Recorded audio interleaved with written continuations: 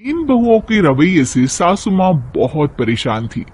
दरअसल बात ये थी कि तीनों बहुओं में किसी बात को लेकर अनबन हो गई थी।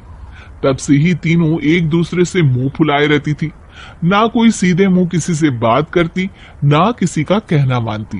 पड़ोसी भी इस बात को जानते थे और जाने कैसे कैसे बातें भी करते। इसीलिए सासू माँ ने तीनों बहुओं को तुरंत अपने कमरे में बुलाया। मैं कई दिनों से देख रही हूँ, तुम तीनों अलग अलग सारे काम कर रही हो। ये सब नहीं चलेगा, तीनों को मिलकर ही काम करना पड़ेगा। सास की बात सुनकर एकदम से बड़ी बहू बोल उठती है। नहीं मम्मी जी, मैं इन दोनों के साथ कुछ नहीं कर सकती। मैं इस घर की बड़ी बहू हूँ, फिर भी ये मेरा कहना बिल्कुल भी नहीं मानती।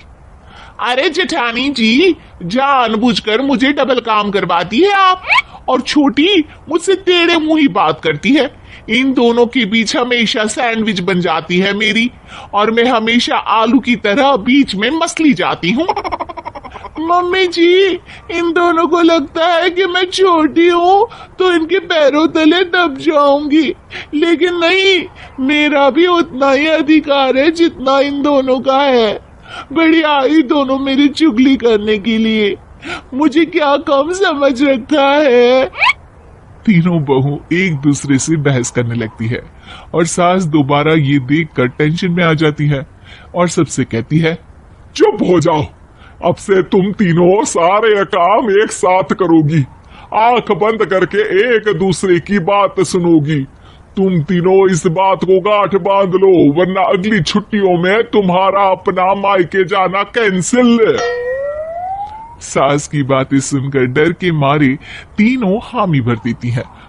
जी मम्मी जी, मैं समझ गई।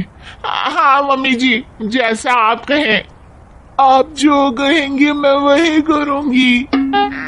तीनों बहू सास की बात को गांठ बांध लेती है और वादा करती है कि अब से सारे काम वो तीनों एक साथ मिलकर ही करेंगी। ये सब देखकर सास खुश हो जाती है और वहां से चली जाती है। नीचे जाकर वो देखती है कि घर में शर्मा जी आए हुए होते हैं। सास जोर से आवाज लगाकर कहती है, अरे बहू, जरा चाय बनाकर तो लाना, शर्मा जी आए हैं। सास की बात सुनकर तीनों बहू तुरंत किचन की ओर भागती है और चाय बनाना शुरू कर देती है।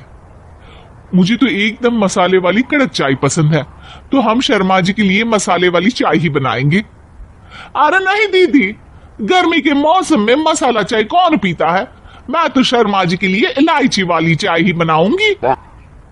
ये कैसी बात कर रही हैं आप दोनों? मेरी मम्मी ने सिखाया है कि मेहमान को ज्यादा दूध और शक्कर वाली चाय देनी चाहिए, वरना वो घर वालों को कंजूस समझते हैं। तो मैं तो शर्मा जी को ऐसी ही चाय दूंगी। तीनों बहुएं अपने अपने तरीके से चाय में शक्कर, मसाला, पत्ती सब डाल देती है। उबलने के बाद तीनों मिलकर चाय बाहर लेकर जाती है और शर्मा जी और सासू माँ को देती है।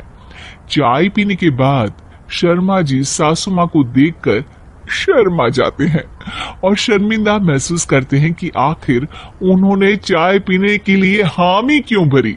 सासू माँ भी चाय पीना शुरू करती है और कहती है, अरे बहू, ये कैसी चाय बनाई है? चाय है या मीठे दूध की बासुंदी? हाँ, चाय अच्छी नहीं लगी क्या? कोई बात नहीं, हम पराठा बनाकर लाते हैं। चलो चलो अंदर।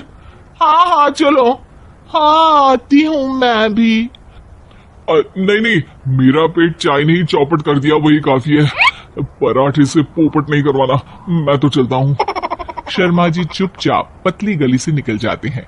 अगले दिन सास बहुओं से कहती है, अरे बहू, जाओ जाके ऊपर के गेस्ट हाउस की सफाई कर दो।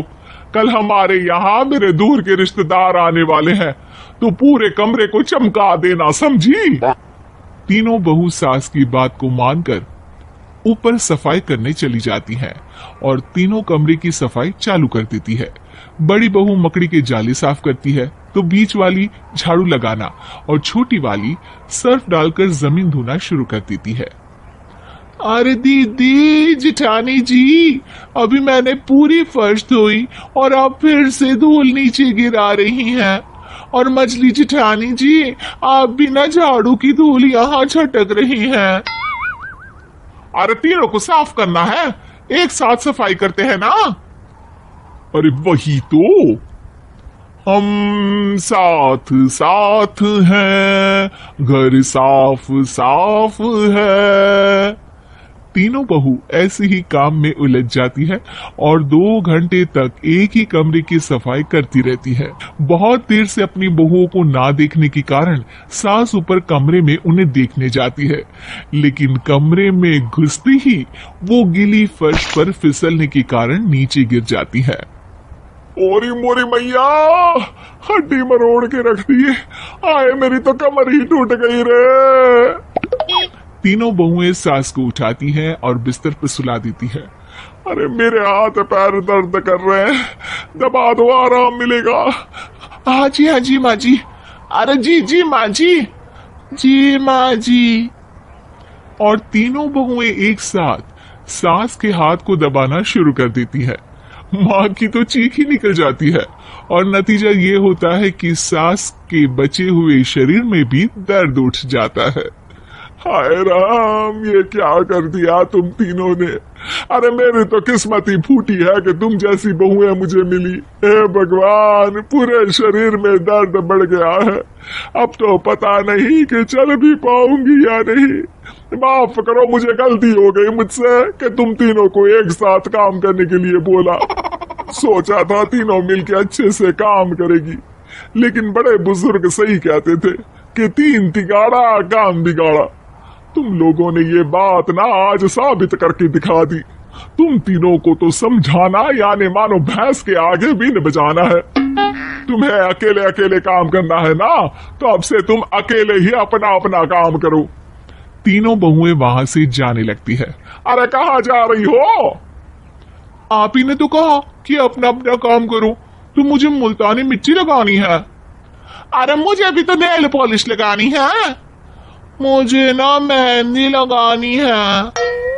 सास अपना सर पीट लेती है और कहती है, अरे मुझे भी लगाना है कुछ।